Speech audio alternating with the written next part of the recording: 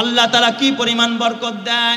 এ আমার বাবা, খুব ভালো করে বুঝবেন, আপনাদের হাতে পায়ে ধরে বলি, উত্তরবঙ্গে আমার এক মাহফিল, এই মাহফিলে 3 বছর হাফেজে কোরআন, হাফেজিয়া মাদ্রাসা, 3 বছরে যারা হাফেজে কোরআন হয়েছে তাদের মাথায় পাগড়ি প্রদান করা হবে। আমাকে ওরা প্রধান অতিথি করেছে। সর্বশেষ যখন পাগড়ি অনুষ্ঠান আরম্ভ হবে, পাগড়ি দেওয়ার জন্য ছাত্ররা লাইনে দাঁড়াইছে। একজনে ঘোষণা দিতেছে, ছাত্রদের নাম বলতেছে, পাগড়ি দিব। পাগড়ি খুলে খুলে আমাদের হাতে দেয়, কিন্তু আমি এক আজব দৃশ্য দেখলাম। আমরা তো মোটামুটি পাগড়ি ছাত্রদেরকে যে পাগড়িগুলো দেয় 7 হাত 6 হাত, কিন্তু ওরা একটু ব্যতিক্রম, 13 হাত লম্বা পাগড়ি দেয়, অনেক লম্বা বড় বড় এক একটা পাগড়ি, 2 ভাঁজ করে পাগড়িগুলো যখন মাথার মধ্যে আমরা পড়াইতেছিলাম, প্রথম নামটা ঘোষণা করলো, ছেলেটার নাম বললো হাফেজ মুআজ। হাফেজ মুআজ নাম বলার পর শুধু পাগড়ি আসতেছে। ওই এলাকার ভিতরে যারা দায়িত্বশীল, আশেপাশের মসজিদ মাদ্রাসার আলেম ওলামারা, ওনারাও লাইনে দাঁড়াইছে, সবাই পাগড়ি হাতাইতেছে। আমি বলতেছি মুআজ কোথায়? কয় না হুজুর, মুআজ তো রহমাতুল্লাহ আলাইহি, কয় মুআজ তো ইন্তেকাল করছে, হাফেজে কোরআন।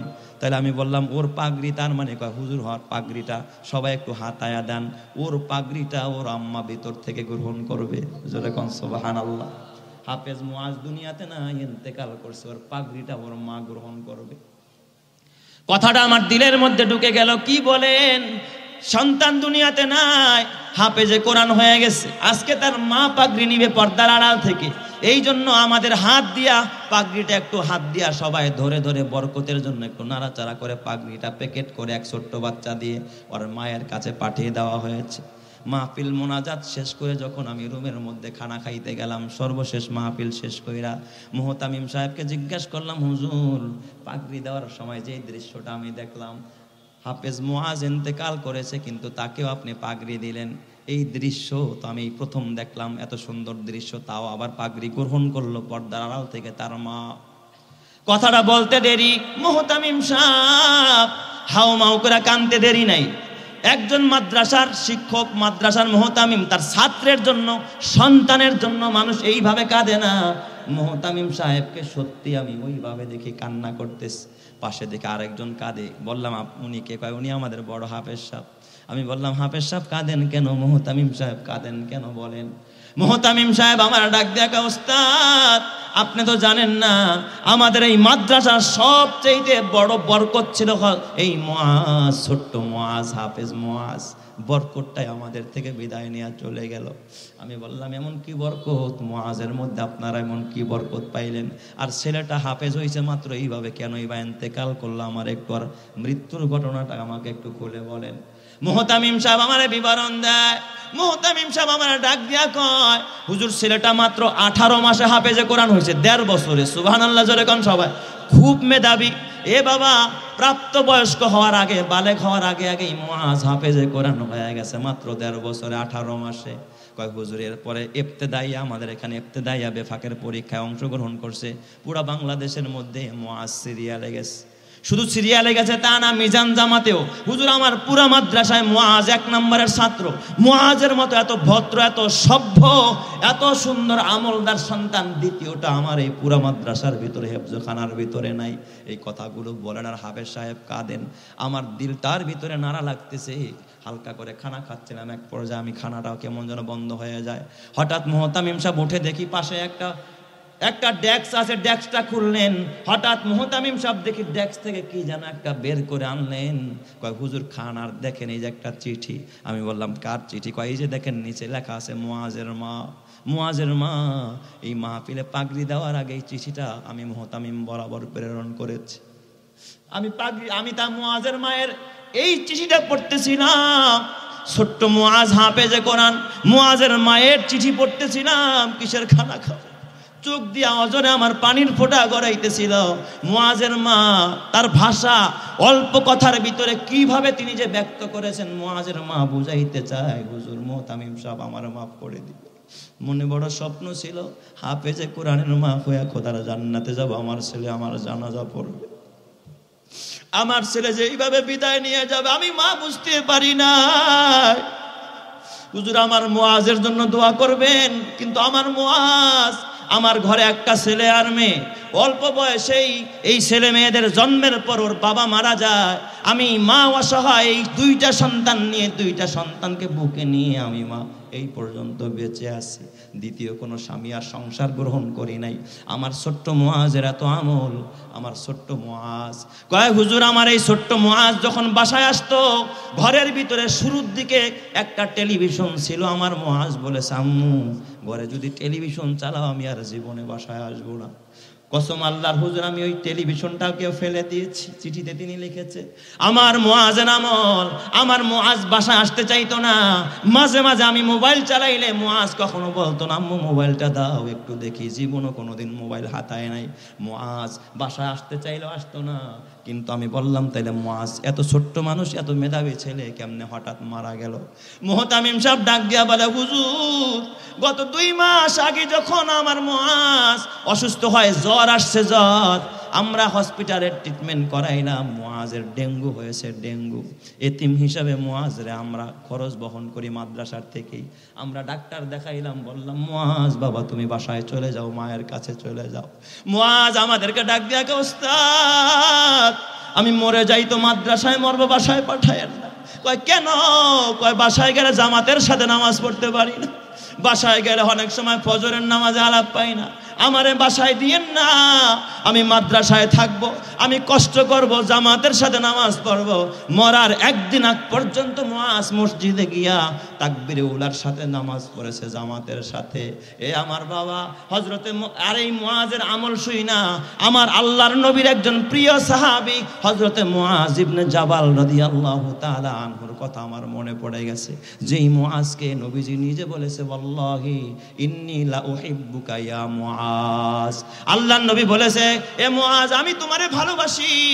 আল্লাহর নবী মুআজ রাদিয়াল্লাহু তাআলা আনহু সম্পর্কে বলেন আলামু উম্মতি বিল হারামি ওয়াল হালাল মুআজ ইবনে জাবাল। আল্লাহর নবী কয় আমার উম্মতের ভিতরে সবচেয়ে হালাল এবং হারামের ইলম ছিল আমার মুআজের কাছে।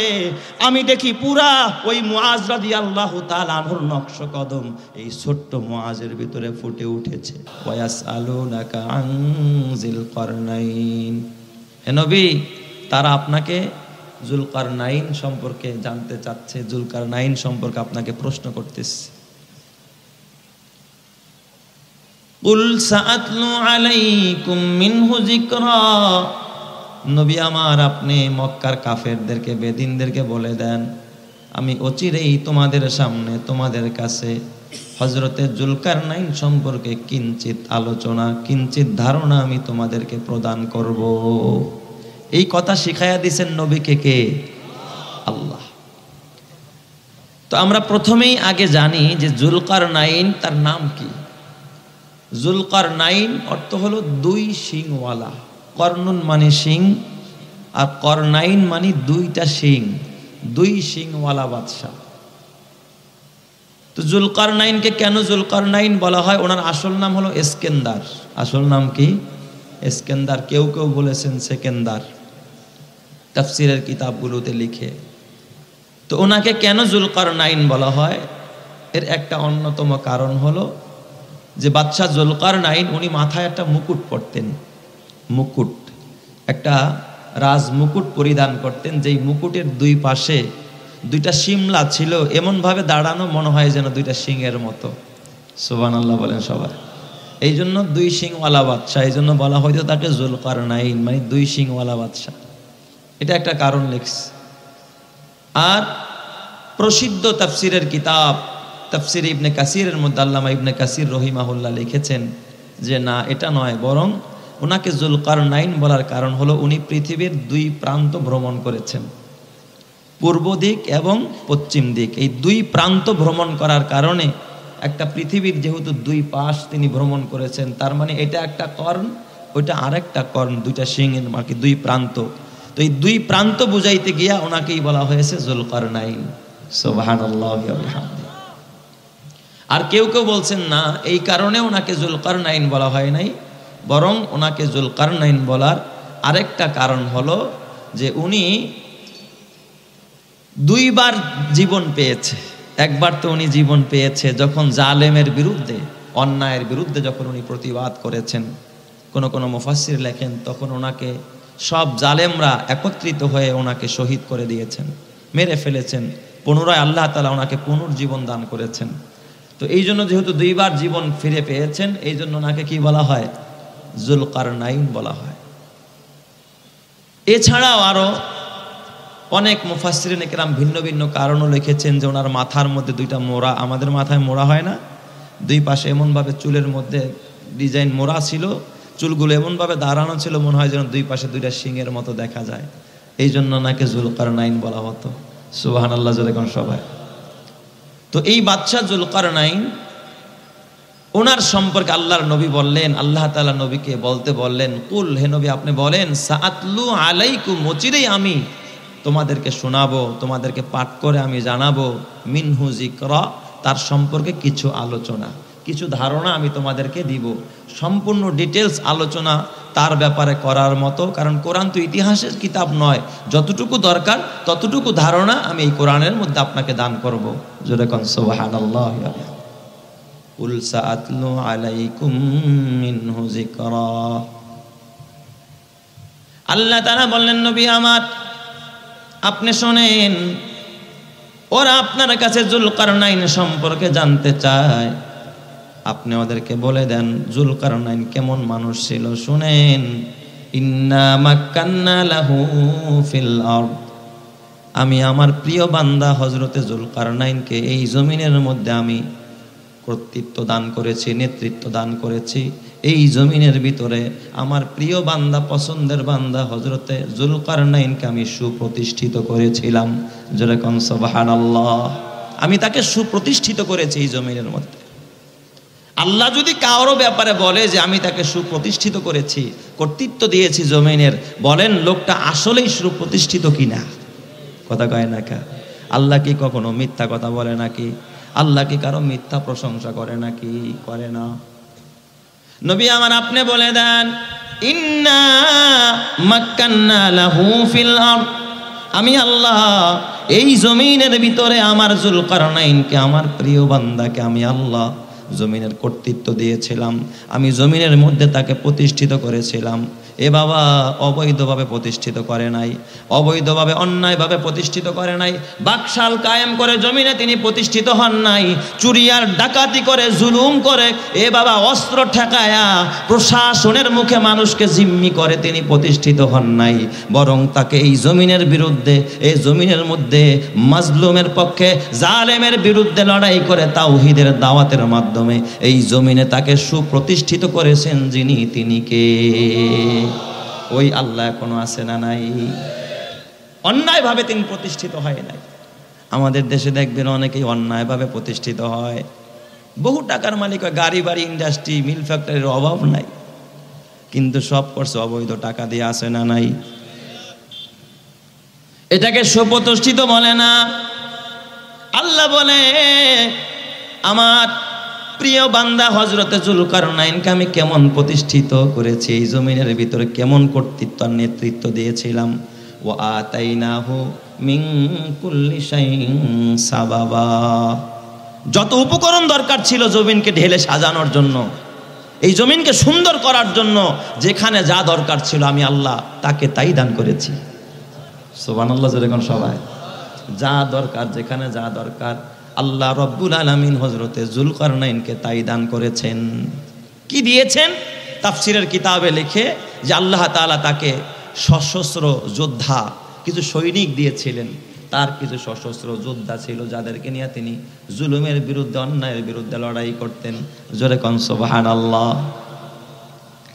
আল্লাহ তাআলা এই যুলকারনাইনকে ধৈর্য দান করেছিলেন, ধৈর্য। তিনি ধৈর্যের মূর্ত প্রতীক ছিলেন, অন্যায়ের বিরুদ্ধে সব সময় তিনি সোচ্চার থাকতেন, কখনো বাতিলের সাথে আপোষ করতেন না, বাতিলের সামনে মাথা নত করতেন না। আর কোন বান্দা যখন বাতিলের সামনে মাথা নত করে না, বাতিলের সাথে আপোষ করে না, ওই বান্দার জন্য নুসরাত আর আল্লাহর পক্ষের সাহায্য অবধারিত হয়ে যায়। কথা ঠিক কিনা জোরে কর? আল্লাহ তাআলা তাকে অবশ্যই কি করবেন? সাহায্য করবেন। ওয়া আতাইনাহু মিন কুল্লি শাইইন সাবাবা, আল্লাহ তাআলা বলেন আমার এই প্রিয় বান্দা হযরতে যুলকারনাইনকে আমি সব সামগ্রী দান করেছি প্রতিষ্ঠিত হওয়ার জন্য যা যা দরকার। আমি আল্লাহ অস্ত্র দরকার তাকে অস্ত্র দিয়েছি, বাহিনী দরকার বাহিনীও দিয়েছি, শিক্ষা দরকার শিক্ষাও দিয়েছি, ধৈর্য দরকার ধৈর্যও দান করেছি। হযরতে যুলকারনাইন সফরের জন্য তার গাড়ি নাই, তার বিমান নাই, কামান নাই। আল্লাহ তাআলা বলে তার সফরের জন্য আমি এমন এক কারামতের ঘোড়া দান করেছিলাম, যেই ঘোড়ায় উনি সওয়ার হতেন, একটু ব্যতিক্রমী ঘোড়া ছিল। ঘোড়ায় উঠে যখন একবার চাবুক মারতেন, ঘোড়াটা কয় মানুষের দৃষ্টিসীমা যেখানে গিয়া শেষ হয় ওই জায়গার মধ্যে এক লাফে ঘোড়াটা অত দূরে গিয়া পড়তো। জোরে কোন সুবহানাল্লাহ। এই ঘোড়ায় চড়ে তিনি পৃথিবীটাকে 3 বার ভ্রমণ করেছেন। জোরে কোন সুবহানাল্লাহ। কয়বার? 3 বার। গোটা পৃথিবীটা সূর্যোদয় থেকে নিয়ে অস্তমিত হওয়া পর্যন্ত, দক্ষিণ মেরু থেকে উত্তর মেরু পর্যন্ত। আল্লাহ তাআলা ডাক দিয়া বললেন, এই সুপ্রতিষ্ঠিত বান্দা হযরতে যুলকারনাইন, যাকে আমি আল্লাহ এই জমিনের ভিতরে কিভাবে সুপ্রতিষ্ঠিত করেছি, ঘরে বৈশা বৈশা তিনি বাবা শুধুমাত্র আরাম আয়েশ করে জীবন কাটায় নাই, মানুষের সুখ দুঃখ দেখার জন্য, মানুষের বিপদ আপদে পাশে থাকার জন্য এই হযরতে যুলকারনাইন গোটা পৃথিবীটা তিনি 3 বার ভ্রমণ করেছেন। জোরে কোন সুবহানাল্লাহ। 3 বার ভ্রমণ করেছেন। তার বিস্ময়কর 3টা ভ্রমণের কথা আল্লাহ তাআলা এই সূরা কাহাফের ভিতরে উল্লেখ করেছে। এই 3 ভ্রমণ থেকে আমাদেরও শিক্ষা গ্রহণ করতে হবে। কেন ভ্রমণ করেছিলেন? নাকি শিক্ষা সফরের নামে? শিক্ষা সফরের নামে কোনো অন্যায়ের ভ্রমণ ছিল নাকি? আমাদের দেশের বর্তমানে যত শিক্ষা সফর আছে, আমি তো বলি এইগুলো শিক্ষা সফর না, এইগুলো হলো টিকটক সফর। কথা কয় না কেন? টিকটক সফর। শিক্ষিকা ছাত্র ছাত্রী নিয়ে তারপরে শিক্ষা সফরে গেছে। শিক্ষিকা কি করছে? টিকটক বানাইছে এক ছাত্ররে নিয়ে, বাসায় এসে প্রপোজ করে বসছে, ছাত্রর কাছে বিয়ে বসবে। তাহলে বলেন এটা শিক্ষা সফর না নোংরামির সফর? যখন শিক্ষা সফর না টিকটক সফর? এটা কল্পনা। খবরদার। হযরতে যুলকারনাইন আল্লাহ তাআলা বলেন পবিত্র কোরআনের ভিতরে, আল্লাহ তাআলা বলেন ফাতবা সাবাবা। হযরতে যুলকারনাইন তিনি এই উপকরণগুলো গ্রহণ করে যখন সফর করা আরম্ভ করলেন, তার প্রথম বিস্ময়কর ভ্রমণ ছিল পশ্চিম দিকে, পশ্চিম প্রান্তে তার প্রথম ভ্রমণ ছিল, প্রথম সফর ছিল। বলেন তো সূর্য অস্তমিত হয় কোন পাশে, কোন প্রান্তে? পশ্চিম প্রান্তে। হযরতে যুলকারনাইনের প্রথম সফর ছিল পশ্চিম প্রান্তে, তিনি পশ্চিম দিকে ভ্রমণ করা আরম্ভ করলেন। আল্লাহর কোরআন থেকে বলি, আল্লাহ তাআলা বলে ফাতবা সাবাবা হাত্তা ইজা বালাগা মাগরিবাশ শামসি ওয়াজাদাহা তাগরুবু ফি আইনিন হামিয়া। আল্লাহ তাআলা ডাক দিয়া বলে, আমার এই প্রিয় বান্দা উপকরণগুলো ব্যবহার করে যখন পশ্চিম প্রান্তে যেখানে সূর্য অস্তমিত হয় ওই জায়গার মধ্যে যখন গেলেন, তিনি গিয়ে দেখেন তাগরুবু ফি আইনিন হামিয়া, এই সূর্যটা পঙ্কিল জলাশয়, ঘোলা পানির ভিতরে সূর্যটা অস্তমিত হয়ে যাচ্ছে। সুবহানাল্লাহ। কোথায় অস্তমিত হচ্ছে? ঘোলা পানির ভিতরে, একেবারে শেষ প্রান্ত। এরপরে আর মানুষের কোনো বসবাসের উপযোগী কোনো স্থান নাই। পশ্চিম প্রান্তে গেলেন হযরতে যুলকারনাইন। সেখানে গিয়া তিনি কি দেখলেন? যুলকারনাইনের সফরের উদ্দেশ্য 3টা। 1 নম্বরের উদ্দেশ্য হলো সংস্কার। যদি সেখানে অন্যায় দেখে সেটাকে সংস্কার করা, কোনো সমস্যা দেখে সমাধান করা। 2 নম্বরে তার সফরের মাকসাদ ছিল দাওয়াত। সুবহানাল্লাহ। জোরে কোন সবাই? দাওয়াত দেওয়া, তাওহীদের বাণী পৌঁছায়া দেওয়া, এক আল্লাহর একাত্মবাদের দিকে মানুষকে আহ্বান করা। আর 3 নম্বরে তার সেখানে সফর করার উদ্দেশ্য হলো বাবা জিহাদ। যদি কেউ অন্যায়ভাবে মানুষের উপরে জুলুম করে, তাহলে জালেমকে দমন করার জন্য ওই জায়গার ভিতরে সশস্ত্র বাহিনী নিয়ে সেখানে জিহাদ করা। জোরে কোন সুবহানাল্লাহ। তাহলে যুলকারনাইন 3টা বিস্ময় ভ্রমণ যে তিনি করেছেন, কয় উদ্দেশ্যে? 3 উদ্দেশ্যে। 1 নম্বর সংস্কার, 2 নম্বরে দাওয়াত, 3 নম্বরে জিহাদ। হযরতে যুলকারনাইন তিনি যখন সূর্য অস্তমিত হওয়ার স্থানে গেলেন, হাত্তা ইজা বালাগা মাগরিবাশ শামসি ওয়াজাদাহা তাগরুবু ফি আইনিন হামিয়া। আল্লাহ তাআলা বলেন তিনি দেখলেন একটা পঙ্কিল জলাশয়, ঘোলা পানির ভিতরে সূর্যটা ডুবে যায়। আপনারা যারা সমুদ্র সৈকতে কক্সবাজার এবং কুয়াকাটা গেছেন, দেখবেন সূর্য যখন ডুবে যায়, সমুদ্রের পারে যখন ওপারে কিছু দেখা যায় না, ঘর নাই, বাড়ি নাই, আর সাগরের পানি দেখবেন ঘোলা হয়, ঠিক কিনা বলেন? ওই সাগরের পারে যখন সূর্যটা ডুবে, মনে হয় যেন ওই কুয়াকাটা সমুদ্র সৈকতে গেলে মনে হয় যেন ডাইরেক্ট সূর্যটা ঘোলা পানির মধ্যে ডুবে যাচ্ছে, কথা ঠিক কিনা? তিনি দেখলেন সেখানে সূর্যটা পঙ্কিল জলাশয়ে ঘোলা পানির ভিতরে ডুবে যাচ্ছে। তিনি আর কি দেখলেন? ওয়াজাদা ইনদাহা কওমা, শুধু এই দৃশ্য দেখলেন তা না, সেখানে গিয়া তিনি একটি সম্প্রদায়কে পেলেন, একটি জাতি, একটি গোষ্ঠীকে পেলেন। ওয়াজাদা ইনদাহা কওমা, সেখানে গিয়ে একটা দলকে পেলেন, একটা জাতিকে পেলেন, একটা গোষ্ঠীকে পেলেন। তবে এই গোষ্ঠীটা ছিল বিধর্মী, যারা তাওহীদ মানতো না, রিসালাত মানতো না, আল্লাহ মানতো না, আখিরাত মানতো না। এই রকমের একটা বিধর্মী জাতিকে সেখানে তিনি দেখতে পেলেন। আল্লাহ তাআলা ওই জায়গায় হযরত যুলকারনাইনকে ডাক দিয়া বললেন, কুলনা ইয়া যুলকারনাইন, আল্লাহ বলেন আমি বললাম হে যুলকারনাইন, ইম্মা আন তুআযযিবা ওয়া ইম্মা আন তাত্তাখিযা ফীহিম হুসনা। যুলকারনাইন, তোমার জন্য অপশন আমি দুইটা রেখেছি। তুমি যদি চাও এই জালেম সম্প্রদায় যারা আল্লাহ মানে না, তাওহীদ মানে না, রাসূলের রিসালাত মানে না, আখিরাত বিশ্বাস করে না, তুমি চাইলে তাদেরকে শাস্তিও দিতে পারবা। ওয়া ইম্মা আন তুআযযিবা, আপনি চাইলে, তুমি চাইলে আযাবও দিতে পারবা। ওয়া ইম্মা আন তাত্তাখিযা ফীহিম হুসনা, আর চাইলে ভালো ব্যবহারও করতে পারবা, ক্ষমাও করে দিতে পারবা। আমি তোমাকে দুইটা অপশনেই দিলাম। তুমি চাইলে তাদের বিরুদ্ধে, অন্যায়কারীদের বিরুদ্ধে তুমি শাস্তিও প্রদান করতে পারবা, জেলখানায়ও ঢুকাইতে পারবা, আবার তাদের বিরুদ্ধে জিহাদও করতে পারবা, আবার চাইলে তুমি তাদেরকে ভালো ব্যবহার করে ক্ষমা করে দিতেও পারবা। জোরে কোন সুবহানাল্লাহ। যারা আল্লাহ মানে না, আখিরাত বিশ্বাস করে না, বলেন তো ওরা জালেম কি জালেম না? আরো জোরে বলেন, জালেম কি না? অবশ্যই ওরা জালেম। এই যুগের যদি কোনো রাজা বাদশারা এই সুযোগ পাইতো যে আপনার অপশন দুইটাই, পারলে চাইলে মারতেও পারেন, আবার চাইলে মাফ করেও দিতে পারেন। হুকুম পাইলেই দেখবেন কাতরে সাইজ করে দিত, ঠিক না বে ঠিক? আর নয় তো আয়না ঘরে ঢুকাইয়া দিত। কই ঢুকাইতো? যা আয়না ঘরে যা। এ যুবক ভাই, ও বুড়া বাবা, হাতে পায়ে ধরে বলি, বাদশা যুলকারনাইন তিনি ডাক দিয়া বললেন, আল্লাহ, ও আল্লাহ, আমি অকাতরে সবার সাথে আমি শাস্তি সবাইকে দিব না। আল্লাহ, যুলকারনাইন ডাক দিয়া বলেন, ফাআম্মা মান আমানা ওয়া আমিলা সালিহান, আয় আল্লাহ, আল্লাহ গো রব্বুল আলামিন, ওয়া আম্মা মান যালামা ফাসাউফা নুআযিবুহু সুম্মা ইউরাদ্দু ইলা রাব্বিহি ফায়ুআযিবুহু আযাবান নুকরা।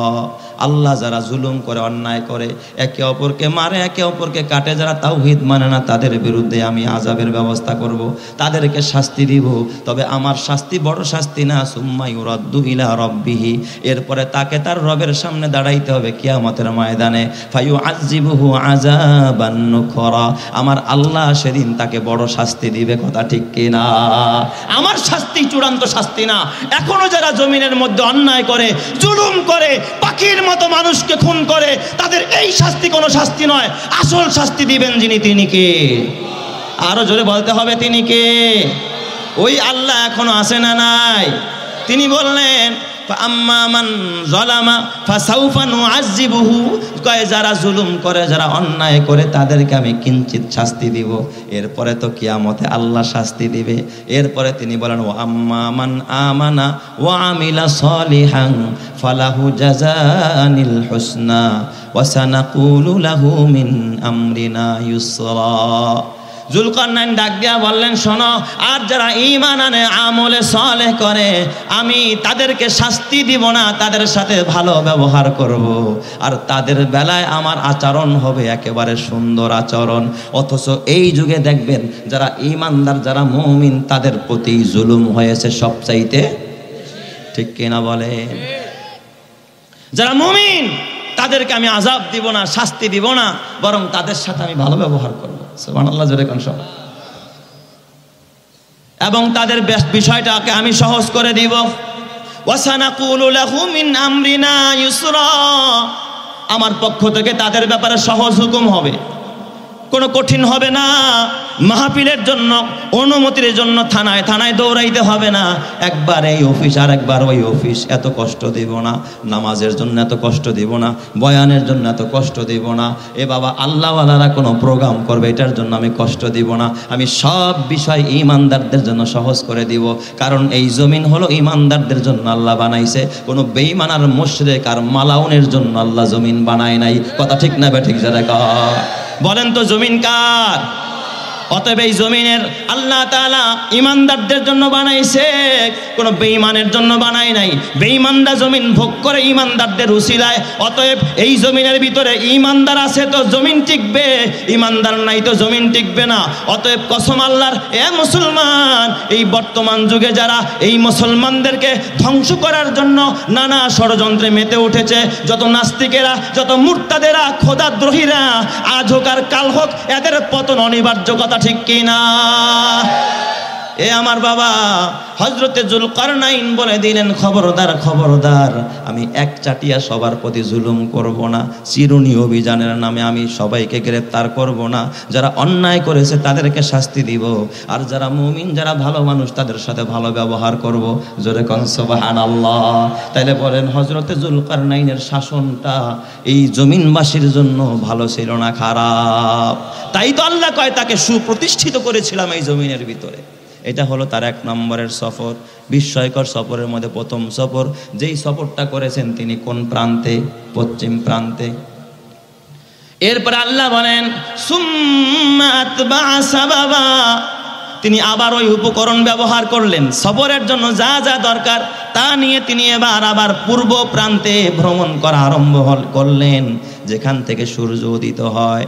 যাইতে যাইতে তিনি সূর্য উদয়ের স্থানে চলে গেলেন। আল্লাহর কোরআন বলে হাত্তা ইজা বালাগা মাতলি আশ-শামসি ওয়াজাদাহা তাতলুউ আলা কওমিন লাম নাজআল লাহুম মিন দুনিহা সিতরা। যাইতে যাইতে তিনি পূর্ব প্রান্তে গিয়া সেখানে দেখলেন সূর্যটা এমন একটা কওমের উপর উদিত হয় যাদের মাঝে আর সূর্যের মাঝে কোনো আবরণ নাই, কোনো পর্দা নাই, কোনো ঘর নাই, বাড়ি নাই, গাছ নাই, তরুলতা নাই। বলেন না সুবহানাল্লাহ। তিনি সেখানে দিয়ে এক আজব দৃশ্য দেখলেন। আমি তো এই তাফসীর পড়ে হতচকিত হয়েছি, কেমন এক জাতি। যা দেখলেন কিছু মানুষ সেখানে বসবাস করে, কিন্তু এই মানুষের উপরে সূর্যটা এমনভাবে উঠে যে সূর্যের আলো থেকে বাঁচার জন্য না কোনো ছাউনি আছে, না কোনো ঘর আছে, না কোনো লতাপাতা আছে, না কোনো বৃক্ষ আছে, না তাদের গায়ে কোনো পোশাক আছে। কয় তারা গর্তের মধ্যে বসবাস করত, পাহাড়ের গুহার মধ্যে। রোদ উঠলে পাহাড়ের গুহায় চলে যেত, ঘর নাই, বাড়ি নাই। আপনারা দেখেছেন সমাজের ভিতরে, জঙ্গলের ভিতরে শিয়াল রাতের বেলায় বের হয়, দিনের বেলায় কই যায়? গর্তে লুকায়। এই পূর্ব প্রান্তে গিয়া তিনি দেখলেন এমন একটা জাতি, যেই জাতিটার উপরেই সরাসরি সূর্য উদিত হয়। তার মানে সরাসরি উদিত হওয়ার মানে কি? যেই দেহ তাপ থেকে বাঁচার জন্য দেহের মাঝখানে আর সূর্যের মাঝখানে কোনো আবরণ নাই। লাম নাজআল লাহু মিন দুনিহা সিতরা। সিত্রুন মানে কোনো পর্দা নাই, আবরণ নাই, গায়ে কোনো জামা নাই, গাছের কোনো ছায়া নাই, মাথার উপরে কোনো ঘর নাই, কোনো ছাউনি নাই। এমন এক জায়গার ভিতরে তারা বসবাস করে। হযরতে যুলকারনাইন দেখেই তিনি বড় আশ্চর্য হয়ে গেলেন, হারে এদের কতই না কষ্ট। এই জন্য মুফাসসিরিনে কেরাম লেখে তিনি প্রথমে গিয়া তাদের জন্য ছায়ার ব্যবস্থা করলেন। জোরে কন্না আল্লাহু আকবার। এটা হলো একজন বাচ্চার কাজ, কারণ সাইয়্যিদুল কওমি খাদিমুহুম, যিনি কওমের সরদার হবে তিনি কওমের জন্য খাদেম হবে, সেবক হবে। তিনি শাসক মানে হলো বাবা শোষক নয়, শাসক হলো সেবক। কথা ঠিক কিনা? আর আমাদের দেশে সহ বর্তমান যারা শাসক, তারা শাসকের নামে শোষণ করে, শাসকের নামে তারা কি করে? জনগণকে শোষণ করে। কথা ঠিক না ব্যাঠিক? যেটা তিনি সব ব্যবস্থা করে দিলেন। লাম নাজআল লাহু মিন দুনিহা সিতরা। এ আমার বাবা, আল্লাহ বলেন তাদের মাঝে কোনো আবরণ নাই। আল্লাহ তাআলা বলেন কাযালিকা ওয়া কাদ আহাতনা বিমা লাদাইহি খুবরা। আল্লাহ বলেন আমার এই হযরতে যুলকারনাইন তিনি যত জায়গায় ভ্রমণ করেছেন, কি কি কাজ করেছেন যুলকারনাইন, কাযালিকা ওয়াকাদ আহাতনা বিমা লাদাইহি খুবরা, কয়েকদিন তার যত কর্মপদ্ধতি যা যা কাজ কাম ছিল সবগুলো আমি আল্লাহ মনিটরিং এর মধ্যে রেখেছি। আমি সব কিছু লক্ষ্য রাখি। আমার যুলকারনাইন কোথায় কি করে সব কিছু দেখেন যিনি, তিনি কে? বলেন তো, এই যুগের সব কিছু যিনি দেখেন তিনি কে? ওই আল্লাহ এখনো আছে না নাই? আল্লাহ তাআলা বললেন এই জায়গায় ভ্রমণ করার পর হযরতে যুলকারনাইন, এ আমার বাজান, এত বড় আল্লাহওয়ালা বাদশা যুলকারনাইন আলাইহিস সালাম এরপরে তৃতীয় ভ্রমণ আরম্ভ করলেন। সুম্মা আতবাআ সাবাবা। প্রথম ভ্রমণ ছিল পশ্চিম প্রান্তে, দ্বিতীয় ভ্রমণ ছিল পূর্ব প্রান্তে, তৃতীয় ভ্রমণটা কোন দিকে আল্লাহ তাআলা কোরআনে বলে না, কিন্তু মুফাসসিরিনে কেরাম ঐতিহাসিকগণ বলে তৃতীয় ভ্রমণটা ছিল তার উত্তর প্রান্তে। জোরে কোন সুবহানাল্লাহ। কোন দিকে ভ্রমণ করেছে? উত্তর প্রান্তে। সুম্মা আতবা সাবাবা হাত্তা ইজা বালাগা বাইনাস সাদ্দাইন। কয় হযরতে যুলকারনাইন সফর করতে করতে দুই পাহাড়ের মাঝে যখন তিনি উপস্থিত হলেন, একেবারে পৃথিবীর শেষ প্রান্তে, হাত্তা ইজা বালাগা বাইনাস সাদ্দাইন, সেখানে দুই পাহাড়ের মাঝখানে গিয়ে তিনি উপস্থিত হলেন। ওয়াজাদা মিন দুনিহিমা কওমা লা ইয়াকাদুনা ইয়াফকাহুনা কওলা। সেখানে যাওয়ার পর হযরতে যুলকারনাইন আলাইহিস সালাম সেখানে গিয়া দেখলেন এই পাহাড়, দুই পাহাড়ের মাঝখানে ফাঁকা জায়গা, আর এর অপর প্রান্তে বসবাস করে একটি জাতি, এমন একটি জাতি লা ইয়াকাদুনা ইয়াফকাহুনা কওলা, যাদের ভাষা হযরতে যুলকারনাইন বুঝতেছিলেন না, বুঝতে পারতেন না কি ভাষায় তারা কথা বলে, কি বলতে চায়, তাদের ভাষা কি এটাও তিনি বুঝতেছিলেন না। জোরে কোন সুবহানাল্লাহ। লা ইয়াকাদুনা ইয়াফকাহুনা কওলা। এরপর একটা দোবাসী আনা হলো। এই দোবাসী সব কথাগুলো হযরতে যুলকারনাইনকে বুঝায়া বুঝায়া ভাষা রূপান্তর করে করে বুঝাইতেছিলেন। ওরা তখন ডেকে ডেকে বলতেছিল, ক্বালু ইয়া যুলকারনাইন, ক্বালু ইয়া যুলকারনাইন ইয়াজুজা ওয়া মাজুজা মুফসিদুনা ফিল আরদ। ও যুলকারনাইন, আমরা পাহাড়ের এই প্রান্তে থাকি আর পাহাড়ের অপর প্রান্তে বসবাস করে ইয়াজুজ আর মাজুজ। ও আল্লাহর ওলি যুলকারনাইন, অপর প্রান্তরে যে ইয়াজুজ মাজুজ বসবাস করে, মুফসিদুনা ফিল আরদ, ওরা জমিনের মধ্যে বের করে ফাসাদ করে, জমিনে বের হয়ে ফাসাদ করে, আমাদের শিশু সন্তানগুলো হত্যা করে, আমাদের নারীদেরকে ধর্ষণ করে, আমাদের গবাদি পশুগুলোকে ওরা হত্যা করে, আমাদের ঘর বাড়িগুলো ওরা ভেঙে ফেলে, আমাদের মানুষগুলোকে খুন করে করে পাহাড়ের গুহার মধ্যে লুকায়া রাখে।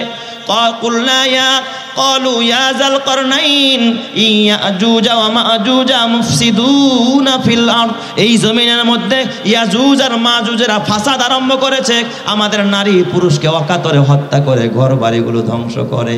আপনি একটা কাজ করেন, ফাহাল নাজআলু লাকা খরজা, আমরা কি আপনার জন্য কিছু ট্যাক্স নির্ধারণ করব কিনা? আলা আন তাজআলা বাইনানা ওয়া বাইনাহুম সাদ্দা, যাতে করে আপনি আমাদের মাঝে আর তাদের মাঝে একটা প্রাচীর, একটা দেওয়াল নির্মাণ করতে পারেন। ওরা যেন দেওয়াল ভেঙে প্রাচীরটা অতিক্রম করে যেন আমাদের ভিতরে প্রবেশ করতে না পারে। আপনি কি পারবেন নি আমাদের মাঝে আর তাদের মাঝে একটা প্রাচীর বানাইতে? আমরা কিছু ট্যাক্স উঠায়া, কিছু খাজনা উঠায়া, কিছু টাকা উঠায়া আপনাকে আমরা দেই, এই টাকা দিয়া তারপরে আপনি একটা প্রাচীর বানায়া দেন। জোরে কোন সুবহানাল্লাহ। সংস্কারের কাজ। যুলকারনাইন ডাক দিয়া বললেন, হযরতে যুলকারনাইন, বাদশা যুলকারনাইন বললেন, ক্বালা মা মাক্কান্নি ফীহি রাব্বি খায়র। এ ভাইরা, তোমরা এটা কি বলো? আমার আল্লাহ আমারে যা দিছে এটাই হলো আমার জন্য কল্যাণকর। ফাআইনুনি বিকুওয়াতিন, তোমরা আমাকে একটু শক্তি সামর্থ্য দিয়ে, শ্রম দিয়ে তোমরা আমাকে একটু সাহায্য করো। ফাআইনুনি বিকুওয়াতিন আজআল বাইনাকা ওয়া বাইনাহুম রাদমা।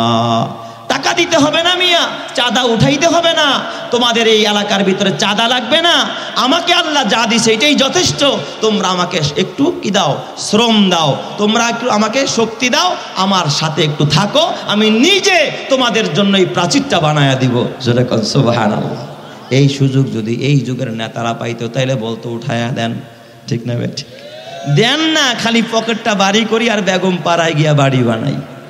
কথা কয় না কা, বেগম পাড়ায় খালি বাড়ি বানায়, চাঁদাবাজি করে আসে না নাই? এই এলাকায় তো আর নাই, কি কোন? এ যুবক ভাই, ও বুড়া বাবা, হযরতে জুলকারনাইন বলল, বাবা চাঁদাবাজি করা লাগবে না, ট্যাক্স উঠানো লাগবে না, কোনো কর উঠানো লাগবে না। মা মাক্কান্নি ফিহি রব্বি খাইর, আমার রব আমারে যেই যোগ্যতা দিছে এটাই যথেষ্ট।